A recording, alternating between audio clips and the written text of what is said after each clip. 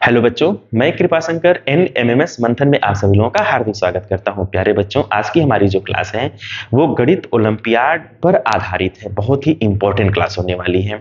गोरखपुर जनपद में आज गणित ओलंपियाड का जनपद स्तरीय एक प्रतियोगिता का आयोजन कराया गया था।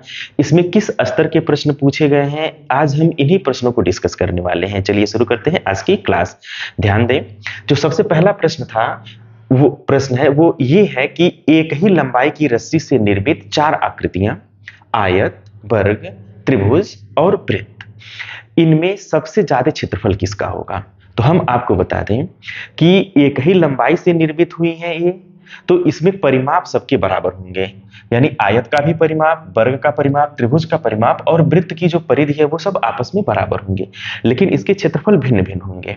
अगर परिमाप बराबर है तो जिसमें भुजाओं की संख्या कम है उसके क्षेत्रफल भी कम होंगे, और जिसमें भुजाओं की संख्या ज्यादा है उसका क्षेत्रफल ज्यादा होगा। यानी कि त्रिभुज में 3 भुजाएं हैं तो इसका क्षेत्रफल चतुर्भुज की 4 भुजा है चतुर्भुज में, उसके क्षेत्रफल से त्रिभुज का क्षेत्रफल कम होगा। अब बात आती है कि आयत और वर्ग, ये दोनों में 4 भुजाएं हैं, इसमें किसका क्षेत्रफल अधिक होगा। तो हम आपको बता दें कि अगर परिमाप बराबर है तो सदैव वर्ग का जो क्षेत्रफल होता है वो अधिकतम होता है। तो आयत और वर्ग में किसका क्षेत्रफल अधिकतम होगा, वर्ग का क्षेत्रफल अधिकतम होगा। लेकिन अगर हम वृत्त की बात करें तो वृत्त को यह माना जा सकता है कि इसमें भुजाओं की संख्या जो है वो इनफाइनाइट है, मतलब बहुत ज्यादा भुजाएं हैं। इतनी ज्यादा भुजाएं हैं कि ये सर्कुलर हो गया, वृत्ताकार हो गया है, इसमें भुजाओं की संख्या अनंत मानी जा सकती है। तो जब इसमें सबसे ज्यादा भुजाओं की अगर बात करेंगे तो वृत्त में सबसे ज्यादा भुजाएं हैं, अनंत भुजाएं होती हैं, इसलिए सबसे ज्यादा क्षेत्रफल किसका हो जाएगा, वृत्त का क्षेत्रफल हो जाएगा। इसलिए कौन सा ऑप्शन सही होगा, इसका जो करेक्ट आंसर है वो वृत्त होगा। तो एक ही लंबाई की रस्सी से 4 आकृतियां निर्मित हुई हैं तो चारों के परिमाप तो समान है, लेकिन जिसमें भुजाओं की संख्या ज्यादा होती है उसका क्षेत्रफल ज्यादा हो जाएगा। और वृत्त को माना जा सकता है कि उसमें जो है भुजाओं की संख्या अनंत होती है, तो सबसे ज्यादा भुजाएं किस में होती हैं, वृत्त में होती हैं, इसलिए वृत्त का क्षेत्रफल सबसे ज्यादा होगा। तो कितना अच्छा प्रश्न ये पहला ही प्रश्न सेलेक्ट हुआ है। दूसरा जो प्रश्न है उसको हम लोग ध्यान दें कि a की घात b, ध्यान दीजिएगा, a की घात b इज इक्वल टू 125।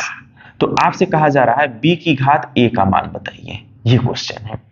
इसके लिए आप ध्यान दें, जब a की घात b इज इक्वल टू 125 है तो यहां पे हम a और b दोनों का मान निकालने की कोशिश करते हैं। 125 का अगर हम गुणनखंड करें तो 5 गुणे 5 गुणे 5, आप इसका गुणनखंड कर लीजिएगा, ठीक है, तो 5 से कटेगा। अब आप ध्यान से देखिए, 5 गुणे 5 गुणे 5 है तो इसको हम 5 की घात 3 लिख सकते हैं। और यहाँ पे अगर हम कंपेयर करें तो यहाँ a इज इक्वल टू 5 हो जाएगा और b इज इक्वल टू क्या हो जाएगा, 3 हो जाएगा।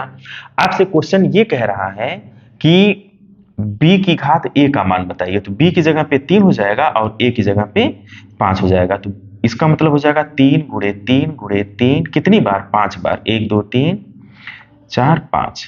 अब हम इसका अगर मल्टीप्लाई करें, 3 त्रिक का 9, त्रिक 27, 81, 81 का 3 में गुणा करेंगे तो ये हो जाएगा 3, और 3 का 8 में मल्टीप्लाई करेंगे तो 8 त्रिक 24, यानी कि 243 इसका जो है करेक्ट आंसर हो जाएगा। देखिए कितना अच्छा प्रश्न सेलेक्ट किया गया है। a की घात b इज इक्वल टू अगर 125 है तो b की घात a का मान पूछा जा रहा है। तुरंत आप इसका क्या कर लीजिएगा, गुणनखंड करिएगा। गुणनखंड करने के बाद इसको घात के रूप में लिख दीजिएगा। जब घात के रूप में लिख देंगे तो फिर तुलना कर लेंगे, कंपेयर करा देंगे। जैसे ही कंपेयर कराएंगे तो a का मान 5 हो जाएगा, b का मान 3 हो जाएगा। अब b की घात a का मान बताना है तो b की जगह पे 3 और a की जगह पे 5 रख दीजिएगा, आसानी से आप इसका मान निकाल पाएंगे। देखिए तीसरा प्रश्न जो है कह रहा है 0 3 8 15 24, 24 के बाद है 35, 35 के बाद है 48, 48 के बाद है 63, फिर अगला संख्या। आपसे कह रहा है कि यह अगली संख्या क्या होगी। आपको घबराने की जरूरत नहीं है, आसानी से आप इसका अगला संख्या बता सकते हैं, बस आपको पैटर्न पता चल जाए। यहाँ पे देखिए 0 से 3, तो यहाँ पे +3 किया गया होगा तभी तो 3 आया। और 3 से 8 के जाने के लिए आपको क्या करना पड़ा है, +5 करना पड़ा है, और 8 से 15 जाने के लिए +7। अब आपको पैटर्न पता चल गया है कि यहाँ 7 जोड़ना है, यहाँ 9 जोड़ना है, यहाँ 11 जोड़ना है, यहाँ 13 जोड़ना है, यहाँ पे 15 जोड़ना है और यहाँ पे 17 जोड़ना है। तो 63 में जैसे 17 जोड़ेंगे तो 80 इसका करेक्ट आंसर हो जाएगा। तो जिस ऑप्शन में 80 दिखे वो ऑप्शन आप टिक कर दीजिएगा। देखिए कितना आसान सा ये प्रश्न है। यह सीरीज जैसे ही आपको पता चल जाए इसका क्या पैटर्न है, तुरंत आप इसके आंसर कर पाएंगे। चौथा प्रश्न क्या पूछा गया था उसको जरा हम लोग देखें। चौथा प्रश्न है ए बी सी, इसका जो सेकेंड टर्म है वो है सी बी ए। आप यहीं पे अंदाजा लगा लीजिए कि यह एबीसी है और इसका जस्ट रिवर्स ऑर्डर यहां लिख दिया गया है। ठीक, अगला है डीईएफ।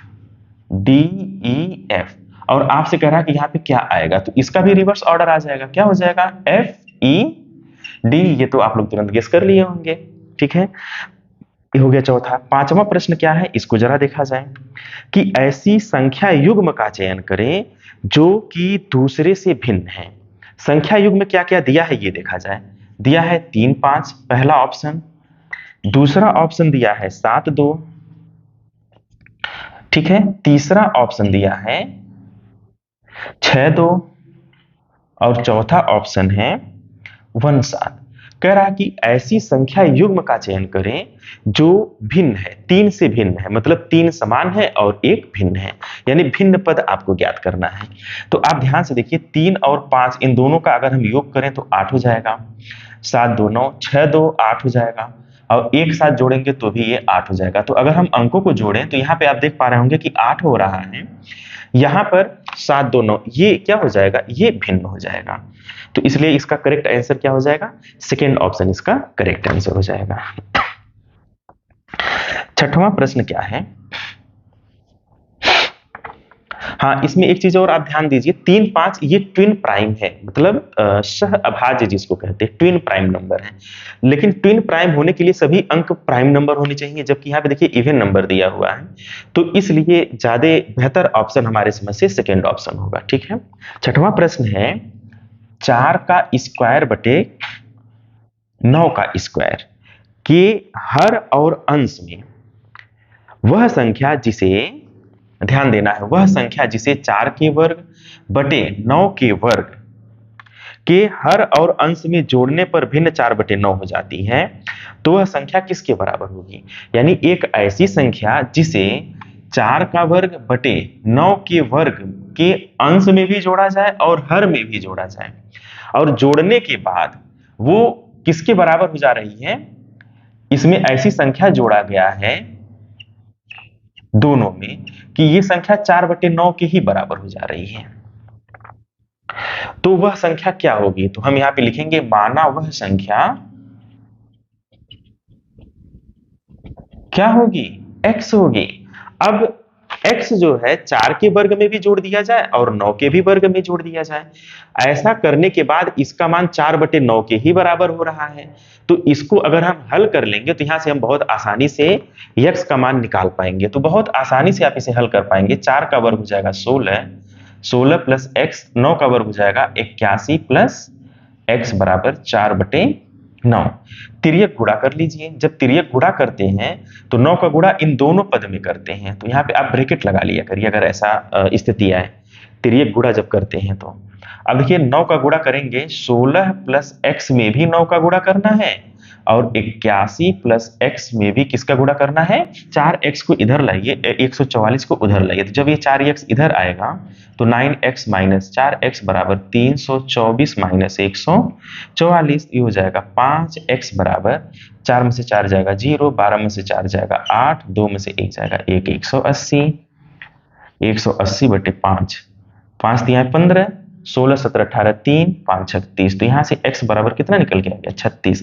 यानी कि 36 वह संख्या है जिसे 4 के वर्ग बटे 9 के वर्ग दोनों के अंश और हर में जोड़ दिया जाए तो इसका जो मान होगा वो किसके बराबर हो जाएगा, 4 बटे 9 के बराबर हो जाएगा। तो ये सोचने के लिए थोड़ा सा आपको विवश करेगा। बहुत अच्छा प्रश्न ये सेलेक्ट हुआ है। तो देखिए इस तरह के प्रश्न है, दिन भी होता है और मास यानी महीना भी होता है, जो ग्रिगोरियन कैलेंडर है, जो हमारा अंग्रेजी वाला कैलेंडर है, उसमें क्या होता है, दिन और मास होता है। तिथि बेसिकली हिंदी कैलेंडर वाला जो है उसमें तिथि शब्द आता है, तो इसलिए इसमें भिन्न क्या हो जाएगा, तिथि, यानी सेकंड ऑप्शन इसका सही हो जाएगा। तो ये है आपका 7वां प्रश्न। 8वां प्रश्न क्या पूछा गया है, निम्न में से यह संख्या, ध्यान दीजिए सरलीकरण का प्रश्न है, 999 गुणे 98/99 गुणे 99, इसको हल कर देना था, सिंपल इसको हल करना था। तो आप ध्यान दे रहे हैं, जरा सा भी अगर आप ध्यान देंगे तो यह 99 से 99 कट जाएगा, और यहां पर क्या हो गया, 999 गुणे 98। अब 999 का 98 में जब आप गुणा करेंगे तो कितना आ जाएगा, 97902, ये ऑप्शन सही हो जाएगा। तो इसका इसमें मल्टीप्लाई करेंगे और ये जिस ऑप्शन में होगा उस ऑप्शन को आप आसानी से टिक कर दीजिएगा, ठीक है। इसके साथ साथ जो 9वां प्रश्न है बहुत ही अच्छा और इंपॉर्टेंट प्रश्न है। यहां पे कह रहा है कि 2.39 का होल स्क्वायर माइनस 1.61 का होल स्क्वायर अपान 2.39 माइनस 1.61, इसका मान आप बता दीजिए। आप देखिए ये स्क्वायर है माइनस ए भी स्क्वायर है, तो यह ए का स्क्वायर है माइनस बी का स्क्वायर। अब आप हमें बताएं, ए स्क्वायर माइनस बी स्क्वायर का फार्मूला क्या होता है, फर्स्ट ब्रैकेट में ए माइनस बी, दूसरे में क्या हो जाएगा, ए प्लस बी।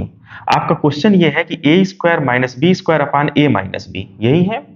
तो यहाँ पे ये फार्मूला अगर हम अप्लाई करें तो यहाँ पे हो जाएगा 2.39 माइनस 1.61 फर्स्ट ब्रैकेट में, सेकेंड ब्रैकेट में 2.39 प्लस 1.61 अपान 2.39 माइनस 1.61। आप देख पा रहे हैं ये और ये कैंसिल हो जाएगा, सिर्फ हमें जोड़ना है, सिर्फ क्या करना है, ऐड कर देना है।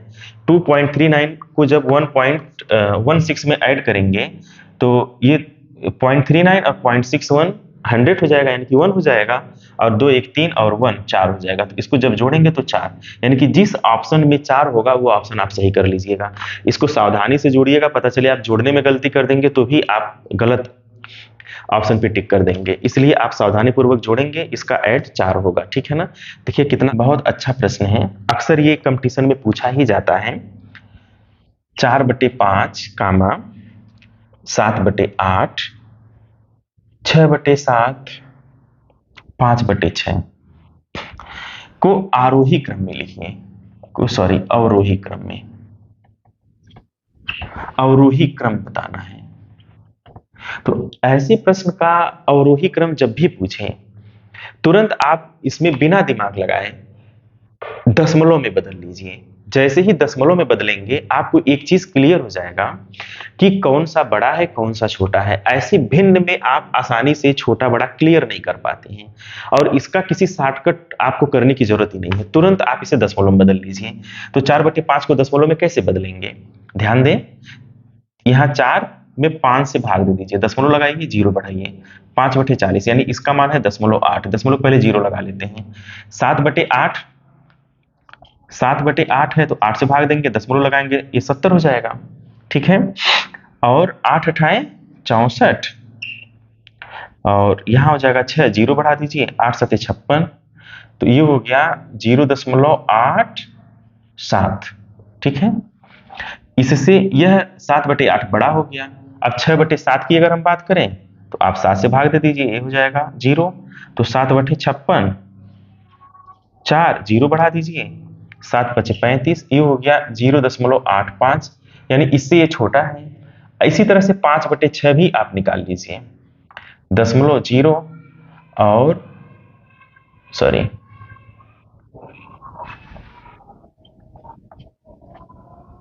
दशमलव बढ़ा के यहाँ 0 बढ़ा दीजिए, और 6/48, 2 हो गया, 0 हो गया, फिर 6 3 18, तो ये हो गया 0.83।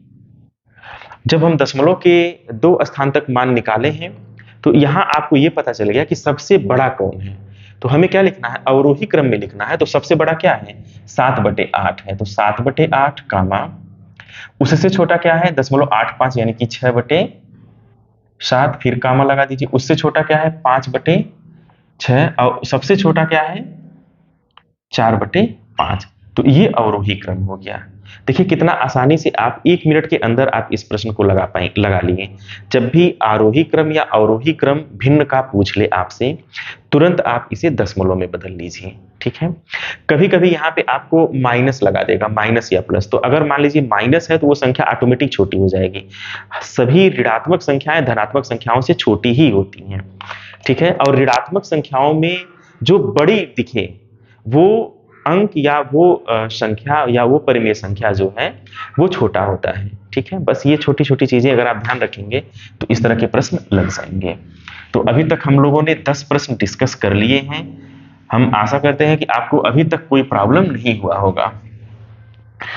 11वां प्रश्न, 11वां प्रश्न ये है कि a संबंधी b इज इक्वल टू 3 संबंधी 5 और b संबंधी c इज इक्वल टू 4 संबंधी b संबंधी c इज इक्वल टू 4 संबंधी 60 ये दिया है। और आपसे कहा जा रहा है कि a संबंधी b संबंधी c बता दीजिए।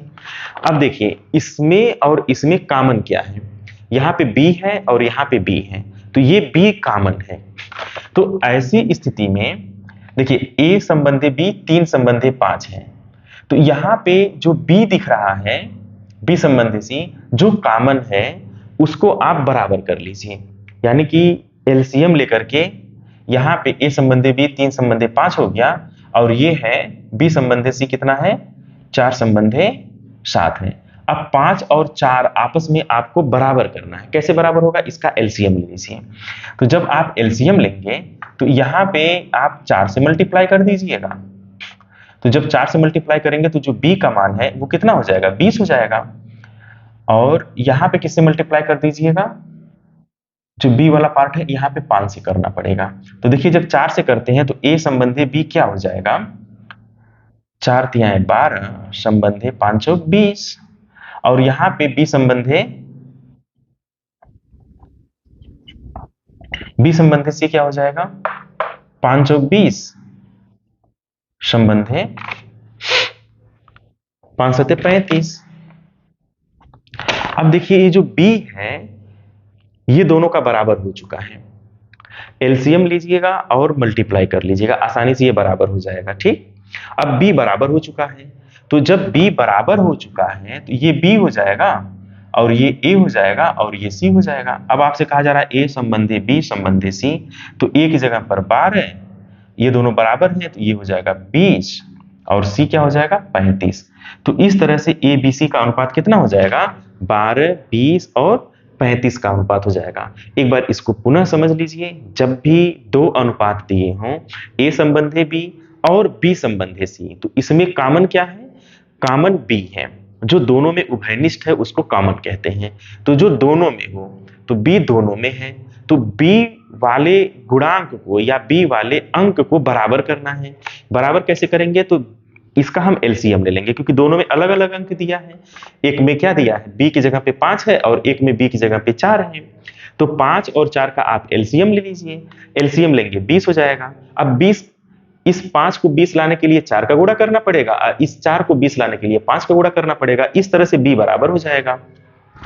और जब दोनों में b बराबर हो जाए तो a b और c ये a अनुपात b अनुपात c का अनुपात हो जाएगा। देखिए कितना आसानी से आप इस क्वेश्चन को लगा पाए हैं कि a की आय b की आय का 60% है, तो a की आय कितनी है b की आय का 60%। a की आय कितनी है b की आय का 60% है। फिर आगे कह रहा है b की आय 15,000 रुपए है, तो b की आय कितनी है 15,000 रुपए है, तो 15,000 का 60%, तो 15,000 का 60% तो 15,000 गुणे 60/100, इस 0 से 0 कट जाएगा, 15 छक्का 90, 2 0 और लगा दीजिए 9,000 रुपए। तो a की आय कितनी निकल के आ गई 9,000 रुपए। बहुत ही आसानी से आप इस क्वेश्चन को लगा पा रहे हैं। 13वां प्रश्न बहुत ही इंपॉर्टेंट और अच्छा प्रश्न है। कह ये रहा है कि आज सोमवार है, अगर मान लीजिए आज का जो दिन है वो कौन सा दिन है सोमवार है, तो कह रहा आज से 61 दिन बाद प्लस 61 कौन सा दिन होगा। क्वेश्चन एक बार फिर से सुने, अगर आज सोमवार है तो आज से 61 दिन बाद कौन सा दिन होगा। अगर हम इसको निकालना चाह रहे हैं तो ये बहुत ही आसानी से आप निकाल पाएंगे। आप क्या करें, 61 में 7 से भाग दे दें। क्या कर दें, 7 से भाग दे दें। तो 7 बटे 56, 56 5 61, तो 5 जो है ये शेष बच गया। तो जो शेष बच गया, सोमवार में 5 आप जोड़ दीजिए। सोमवार में 5 जोड़ने का मतलब हो गया मंगलवार, बुधवार, बृहस्पतिवार, शुक्रवार, शनिवार। आप 5 ऐड कर दीजिए सोमवार में। तो जब 5 ऐड करेंगे तो कौन सा दिन निकल के आ जाएगा, शनिवार आ जाएगा। ये इसका आंसर हो जाएगा। तो 13वां भी आप आसानी से लगा पा रहे हैं। ठीक है, देखिए कितने बढ़िया प्रश्न ओलंपियाड में पूछे जाते हैं। इस स्तर की अगर आपकी तैयारी हो जा रही है तो आप इसमें बेहतर प्रदर्शन कर पाएंगे और इसमें बहुत ही सुनहरा भविष्य भी। चलिए 14वां प्रश्न बहुत अच्छा प्रश्न है, ये भी रीजनिंग से उठाया है। देखिए कितना, यहाँ पे क्वेश्चन मार्क दिया हुआ है। आपसे कहा जा रहा है कि इसकी जगह पे क्या आएगा। अब 8 और 14 से 3 कैसे आया, इस पे हमें विचार करना है। ध्यान दें, 14 में से अगर हम 8 घटा देते हैं तो 14 में से 8 घटाएंगे तो कितना हो जाएगा, 6 बचेगा। अब 6 और 3 का संबंध क्या है, 2 से भाग दे देंगे, 2 3 6, 3 आ गया। 18 में से 4 घटाएंगे अगर, कितना आ जाएगा 14, और 14 में 2 से भाग दे देंगे तो कितना आ जाएगा 7। यानी कि अब आपको जो ट्रिक चाहिए वो ट्रिक मिल चुका है। अब यहां वही ट्रिक यहां अप्लाई कर दीजिए। 16 में से 6 घटाएंगे कितना हो जाएगा, 10 हो जाएगा। और 10 का आधा कर देंगे तो क्वेश्चन मार्क की जगह पे क्या आ जाएगा, 5 आ जाएगा। तो देखिए कितना आसानी से आप इसे बना पा रहे हैं। इस तरह से कुल हम लोग आज अभी तक 14 प्रश्न डिस्कस कर लिए हैं। कोशिश करेंगे हम सारे प्रश्न डिस्कस कर दें। थोड़ा सा धैर्य रखिएगा आप लोग और वीडियो को ध्यान से देखते रहिएगा। तो आज हम लोग सारा प्रश्न डिस्कस कर देंगे। वीडियो थोड़ी लंबी होगी, ऑब्वियसली लंबी होगी, क्योंकि गणित के 30 प्रश्न एक ही वीडियो में लगाना आसान नहीं है। कह रहा कि यहाँ भी एक भिन्न है, भिन्न पद बताना है। स्कूल, प्रिंसिपल, शिक्षक, छात्र। तो स्कूल जो है वो निर्जीव है, प्रिंसिपल, शिक्षक, छात्र सजीव है। तो स्कूल ऑटोमेटिक क्या हो जाएगा, अलग हो जाएगा। यहाँ पे कह रहा है कि पुस्तक को कागज कहा जाए, मतलब सॉरी, पुस्तक संबंधे कागज, मतलब पुस्तक कागज से बनी है। तो रोटी संबंधे क्या, तो ऑप्शन आपका है आटा, बिस्किट, केक, मक्खन। तो रोटी किससे बनती है, आटे से बनती है। ये बहुत आसान प्रश्न है, इसको कोई भी लगा सकता है। हाँ, जो मैथ का प्रश्न है उसको हम डिस्कस कर दे रहे हैं। कह रहा है एक समलंब चतुर्भुज PQRS है। ध्यान दीजिएगा, समलंब चतुर्भुज क्या होता है, जरा आप लोग इसकी परिभाषा बताएं या इसकी परिभाषा को नोट डाउन जरूर कर लें। समलंब चतुर्भुज ऐसा चतुर्भुज होता है जिसकी 2 भुजाएं जो हैं समांतर होती हैं और 2 भुजाएं समांतर नहीं भी हो सकती हैं। ठीक है, आप देख पा रहे होंगे कि ये कैसा चतुर्भुज है, ये समलंब चतुर्भुज है। इसकी ये दोनों जो भुजाएं हैं वो समांतर हैं। इसका नामकरण कर दिया जाए PQRS। PQRS कैसा चतुर्भुज है, समलंब चतुर्भुज है। समलंब चतुर्भुज में 2 भुजाएं समांतर, कोई 2 भुजाएं समांतर होती हैं। तो यहाँ पे PS समांतर QR है, PS समांतर QR है। और ये क्वेश्चन कह रहा है, सॉरी, ये कोण कह रहा है 40 अंश है और ये जो है 60 अंश है। आपसे कह रहा है P और S के मान का अंतर बताइए। P और S यानी कोण P और कोण S का अंतर बताइए। योगफल पूछता तो क्वेश्चन बहुत ही आसान था, कुछ नहीं करना था, लेकिन आपसे अंतर पूछ लिया इसलिए ये क्वेश्चन अब आसान नहीं रह गया। अब हमें P का मान निकालना ही पड़ेगा और S का मान निकालना पड़ेगा। जरा सोचिए कैसे हम P का मान निकालेंगे या कैसे हम S का मान निकालेंगे। देखिए, एक प्रमेय है कि अगर किसी भी 2 समांतर रेखा को कोई तिर्यक रेखा काटे तो जो अंतः कोण है, अगर हम कोण 1 और इसे हम कोण 2 मान लें या हम इसे x मान लें और इसे हम y मान लें, तो यहाँ पे x प्लस y इसका मान होता है 180 अंश। यानी अंतः कोण संपूरक होते हैं। यहाँ भी वही कमोबेश स्थिति है कि ये दोनों समांतर हैं और ये तिर्यक रेखा काट रही है। तो इसको अगर हम x मान लें तो x और 60 मिला करके 180 अंश हो जाएगा। तो x बराबर क्या हो जाएगा, x बराबर 180 में से हम क्या निकाल दें, 180 में से 60 निकाल दें तो हो जाएगा 120 अंश। अब 120 और 60 जोड़ेंगे तो 180 हो जाएगा।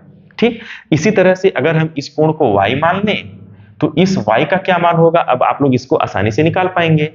अब यहाँ पे वही सेम प्रमेय लगेगा कि दो समांतर रेखा को यह तिर्यक रेखा काट रही है, तो इसके अंतः कोण का योगफल कितना हो जाएगा, 180 अंश हो जाएगा या समपूरक कोण हो जाएगा। ठीक है, एक कोटिपूरक होता है तो दो कोण का योगफल 90 अंश होता है, एक होता है समपूरक। यहाँ पे समपूरक होगा, इसके दो कोण का योगफल 180 अंश होगा। अगर यह 40 है तो y 180 में से 40 निकालने से निकल जाएगा, अब हो जाएगा 140। अब आपसे ये कह रहा है कि जो कोण P है यानी y, कोण S है यानी x, इसका अंतर क्या होगा, तो कोण P माइनस कोण S की जगह पे क्या हो जाएगा, P की जगह पे हो जाएगा 140 माइनस 120। अब इसका अंतर अगर हम करेंगे तो 20 अंश आ जाएगा, 140 में से 120 घटाएंगे तो 20 अंश आ जाएगा ऑब्वियसली। तो इस तरह से कोण P और कोण S का मान, सॉरी दोनों के डिफरेंस का जो मान है वो कितना अंश हो जाएगा, 20 अंश। 20 अंश जिस ऑप्शन में है उस ऑप्शन को हमें टिक कर देना रहेगा। ठीक है, इस तरह से आप 17 प्रश्न लगा चुके हैं। 18वें प्रश्न की बात करें, कह रहा कि रमेश ने एक साइकिल 1200 रुपए में खरीदा, तो यह है क्रय मूल्य, 1200 रुपए में क्या है, साइकिल खरीदा और 25% लाभ पर बेच दिया। लाभ इस पर कितना ले लिया भाई, वो सॉरी 25% इस पे लाभ कमा लिया, तो विक्रय मूल्य आपसे पूछ रहा है। देखिए 1200 रुपए का साइकिल है, 25% इस पे लाभ कमा रहा है, तो विक्रय मूल्य कितना हो जाएगा। ये बहुत ही आसान प्रश्न है, इसे कोई भी बच्चा लगा सकता है। देखिए जो 25% लाभ हुआ है, ये लाभ हमेशा 100 पर देखा जाता है, 100 पे 25 रुपए पा रहा है, मतलब अधिक पा रहा है। तो 100 रुपए पे 25 रुपए अधिक पा रहा है, यानी कि उसको बेच कितने में रहा है, 125 रुपए में। तो 100 रुपए की साइकिल को, 100 रुपए की साइकिल का विक्रय मूल्य कितना है, 125 रुपए है। 100 रुपए की साइकिल का विक्रय मूल्य कितना है, 125 रुपए। ठीक है, और जब 100 रुपए की साइकिल का विक्रय मूल्य 125 है, तो अगर साइकिल 1 रुपए की होती तो विक्रय मूल्य कितना होता, 125 बटे 100।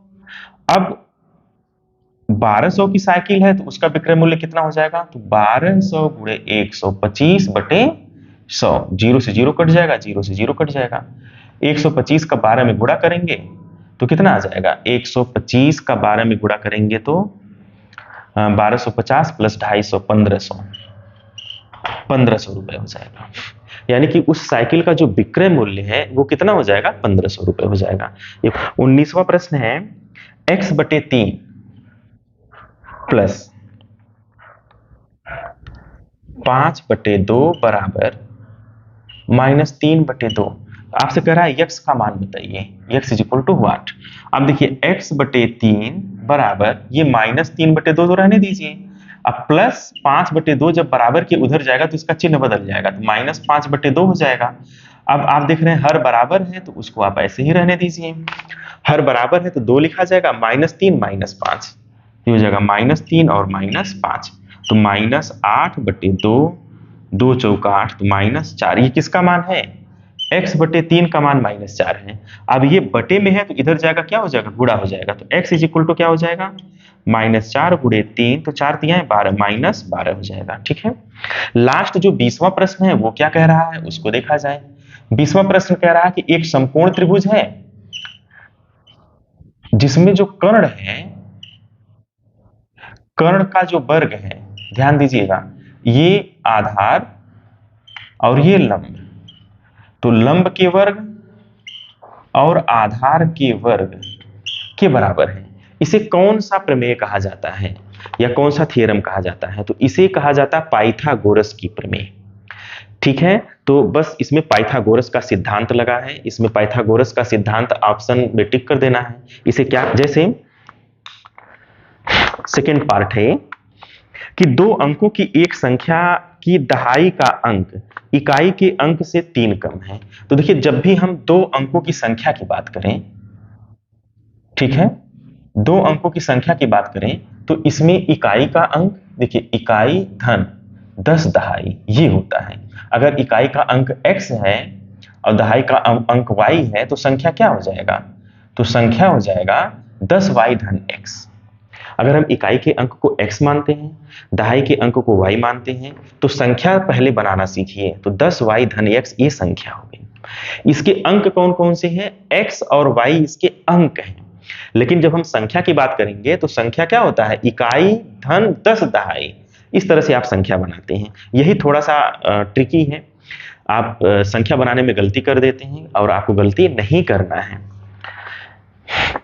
फिर ये दूसरा मतलब शर्त क्या है इसका? कह रहा कि दहाई का अंक इकाई के अंक से 3 कम है। तो हम यहाँ पे दहाई का अंक किसको माने हैं? अकॉर्डिंग टू क्वेश्चन, प्रश्न के अनुसार दहाई का अंक y इकाई के अंक से 3 कम है। तो y जो है ये 3 कम है इकाई के अंक से, तो x माइनस 3। y का मान क्या है? x माइनस 3 है। यदि संख्या अंकों के जोड़ की 4 गुनी हो, संख्या क्या हो? अंकों के योग की, अंक क्या है? x और y, अंकों के योग की संख्या 4 गुनी है, तो बराबर कब होगी? जब हम 4 का इधर गुणा करेंगे। बच्चे कभी कभी इधर ही गुणा कर देते हैं, तो भाई संख्या 4 गुनी है और 4 से इधर हम अगर और गुणा कर देंगे तो 16 गुनी हो जाएगी। ऑलरेडी ये 4 गुनी है और 4 का गुणा कर देंगे तो 16 गुना हो जाएगा। इसलिए इस चीज का हमेशा ध्यान रखिए। कह रहा है संख्या 4 गुनी है तो अंकों के योग का, तो आप अंकों का योग लिख लीजिए, संख्या लिख लीजिए। संख्या 4 गुनी है तो इधर 4 का गुणा नहीं करेंगे, 4 का गुणा दूसरी तरफ करना रहता है। बस आप बहुत ही आसानी से अब इस क्वेश्चन को लगा पाएंगे। संख्या क्या है भाई? 10y प्लस x है, तो यहाँ पे हो जाएगा 10y प्लस x बराबर 4 का गुणा कर लीजिए, 4x धन 4y। अब देखिए x को x के पास, y को y के पास ला दीजिए, तो ये हो गया 10y माइनस 4y बराबर, x उधर जाएगा तो 4x माइनस x। 10y में से 4y निकलेगा तो कितना बचेगा? 6y बराबर 4x में से एक x निकलेगा तो 3x। अब यहां देखिए 3 दूनी 6, तो x बराबर कितना हो गया? 2y हो गया। अब जहां x है वहां पे 2y रख दीजिए। इसको हम अगर इक्वेशन फर्स्ट मान लें, इसको इक्वेशन सेकेंड मान लें, तो x की जगह पे 2y, x की जगह पे 2y यहां रख दीजिए। देखिए y बराबर x माइनस 3, तो y बराबर x की जगह पे 2y माइनस 3 को इधर लाइए तो प्लस 3 हो जाएगा, अब y को उधर ले जाइए 2y माइनस y, तो 3 बराबर 2y में से एक y निकलेगा तो y। अब आप देख रहे हैं y बराबर कितना आ गया? y बराबर 3 आ गया। ठीक, और जब y बराबर 3 आ गया तो x बराबर, चूंकि x बराबर कितना है? 2y है, तो 2 गुणे y की जगह पे 3 रख दीजिएगा तो x बराबर 6 हो गया। तो x बराबर 6 और y बराबर 3। संख्या कैसे मिलेगा? संख्या के लिए आप ध्यान दीजिए, जब भी हम बात करते हैं संख्या तो यह है 10y धन x, तो 10 गुणे y की जगह पर क्या आया है? 3 आया है, और x की जगह पे क्या आया है? 6 आया है। तो संख्या क्या हो जाएगी? 10 तियां 30 धन 6 36। संख्या कितनी निकल के आ रही है? 36 निकल के आ रही है। तो यहाँ पे आपसे वही पूछ रहा है, तो संख्या ज्ञात करिए, तो वह संख्या कितनी है? 36 है। अब इसको हम इसके आंसर की जांच कर लें, उत्तर की भी जांच कर लेते हैं। कह ये रहा है कि इसका जो दहाई का अंक है इकाई के अंक से 3 कम है, तो दहाई का अंक 3 है, क्या इकाई से 3 कम है कि नहीं है? तो 6 से 3 कम है। ठीक, तो आप यहां से आंसर की भी जांच कर सकते हैं। बहुत अच्छा प्रश्न है, इस तरह के प्रश्न अक्सर कंपटीशन में पूछे जा रहे हैं, इसलिए आप इस को या इस तरह के प्रश्न को आप ज्यादा से ज्यादा जरूर लगा करके एग्जाम में जाइएगा। ठीक है, ये पहला प्रश्न था लिखित वाला।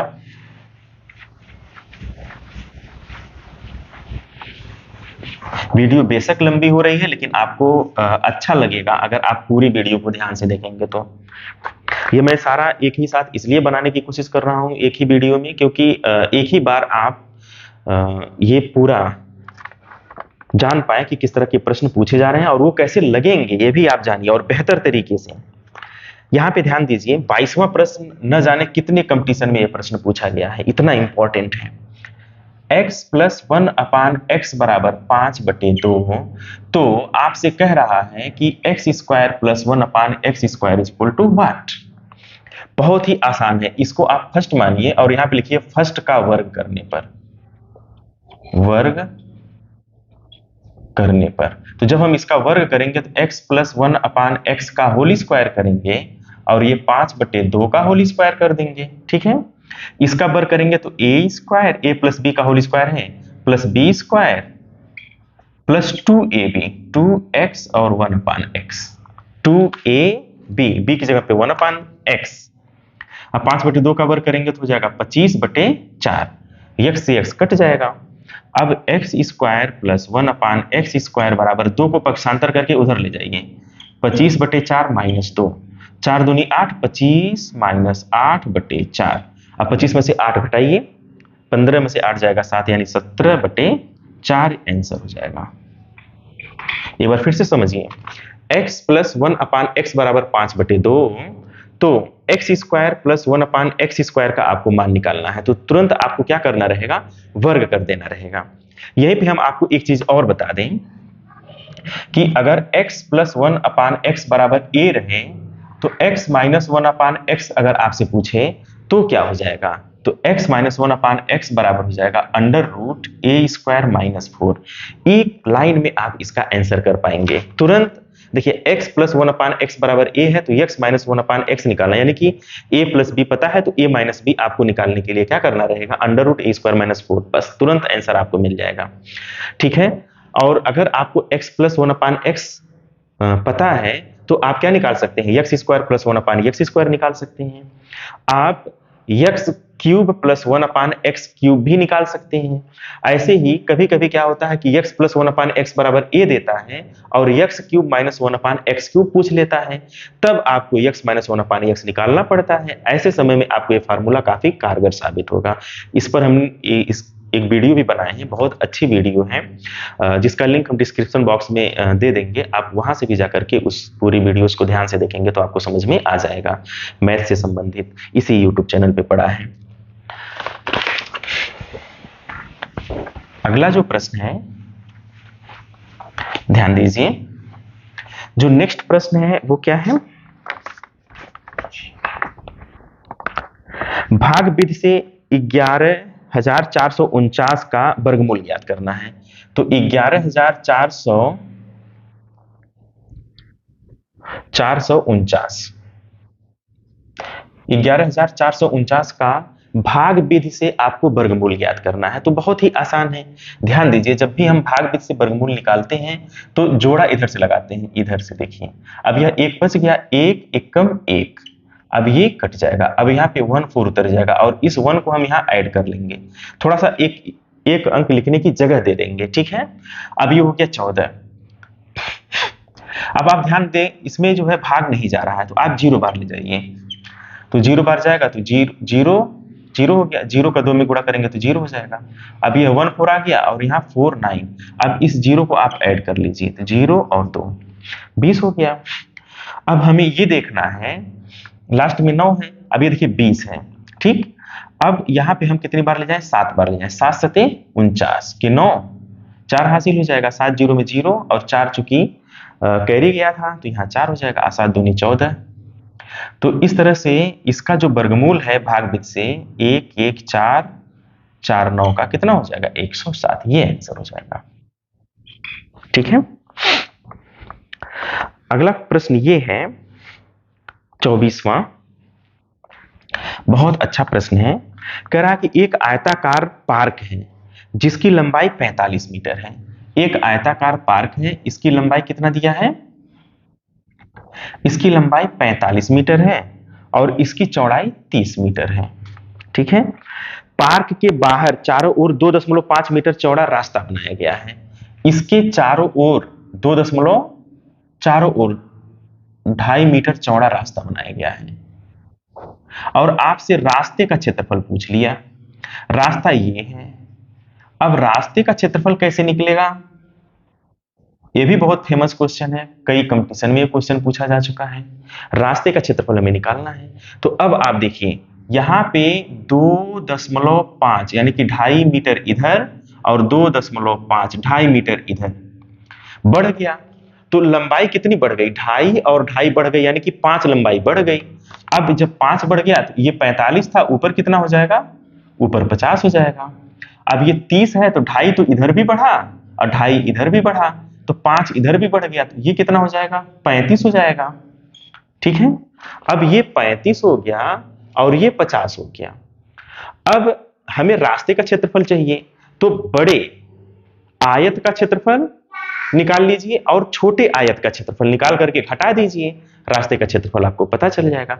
बड़े आयत का क्षेत्रफल, बड़े आयत का क्षेत्रफल कितना हो जाएगा भाई?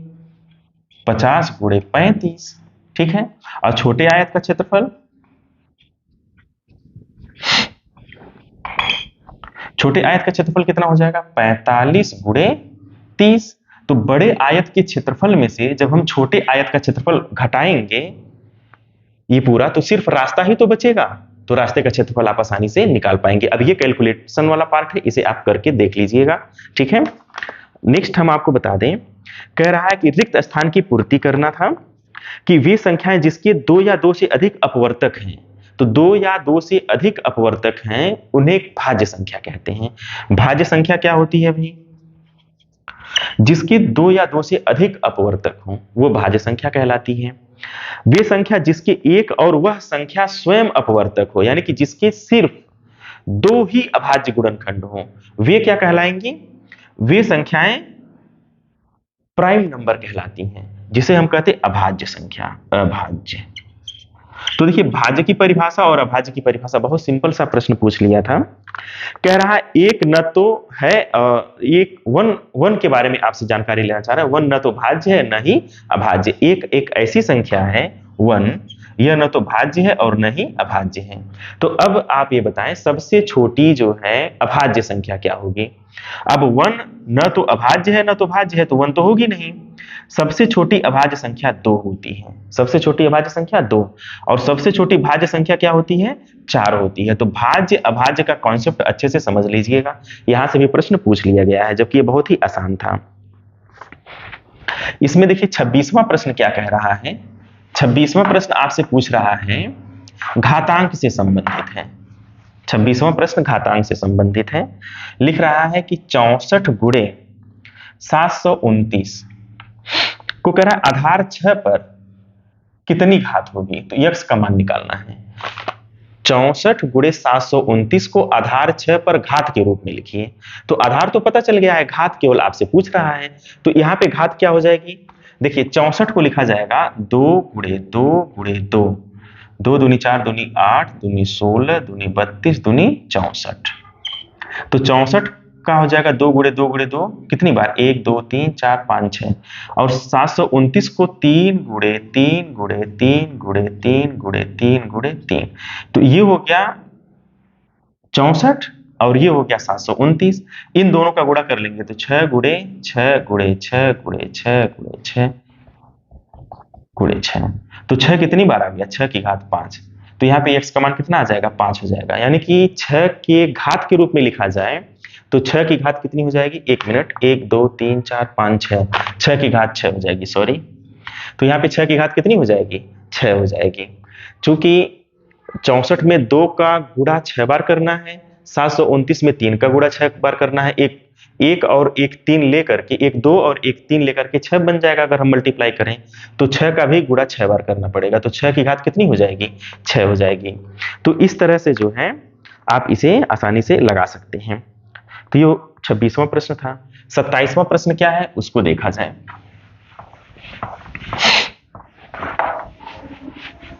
तीन प्रश्न और हैं, 27वां देखा जाए।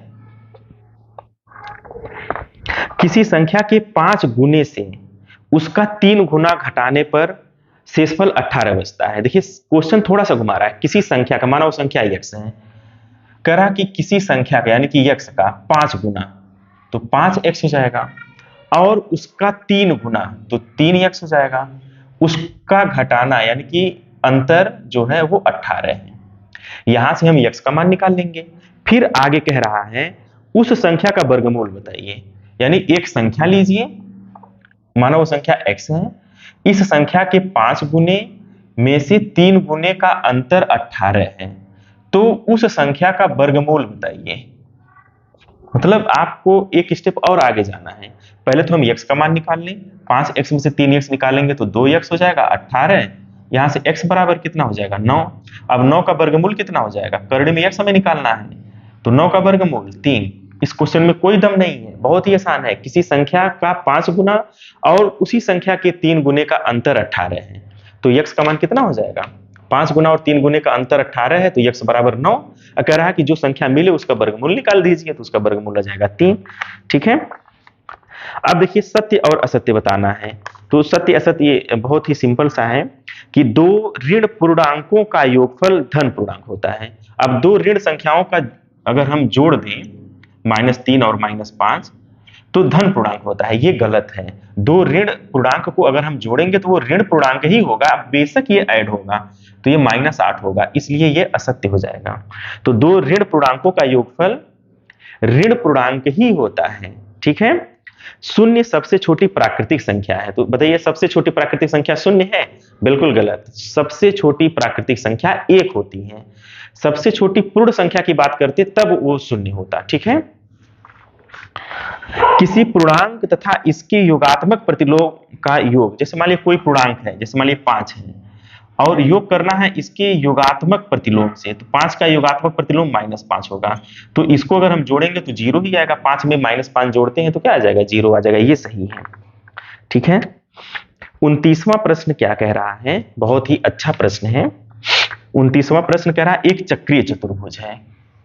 ठीक है। अब इस चक्रीय चतुर्भुज के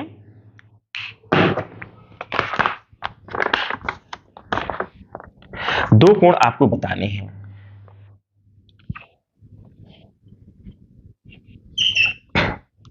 ये है 65 अंश और ये है 70 अंश, और ये C है, ये D है, ये A है और ये B है। तो चक्रीय चतुर्भुज में सम्मुख कोण का योगफल कितना होता है, 180 अंश होता है। तो अगर ये 65 अंश है तो इस कोण का मान निकालना है, तो सम्मुख कोण का योगफल 180 अंश, तो 180 माइनस 65। तो चक्रीय चतुर्भुज की यह विशेषता होती है, सम्मुख कोण संपूरक होते हैं। चक्रीय चतुर्भुज में सम्मुख कोण संपूरक होते हैं। इसके पहले एक हम लोग समलंब पढ़े हैं। समलंब में क्या होता है, वो सम्मुख कोण नहीं था, आसन्न कोण था। आसन्न कोण जो है, जो समांतर भुजाएं हैं उसको जो तिर्यक रेखा काट रही थी, तो आसन्न कोण संपूरक था। लेकिन चक्रीय चतुर्भुज में सम्मुख कोण संपूरक होता है। तो 180 में से 65 घटा दीजिएगा, कोण C पता चल जाएगा। और D निकालने के लिए 180 में से 70 घटा दीजिएगा तो कोण D पता चल जाएगा। देखिए कितना आसान सा प्रश्न ये बना था। और जो लास्ट प्रश्न है 30वां, ये 29 था। 30वां प्रश्न है पाई चार्ट। तो इस पाई चार्ट का केवल अध्ययन करना है। पाई चार्ट का अध्ययन करके हमें यह बताना है, जैसे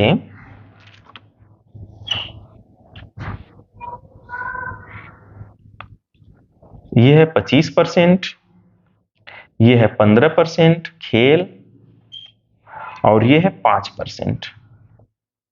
यह है ज्ञानप्रद, और यह है समाचार, और यह है मनोरंजन।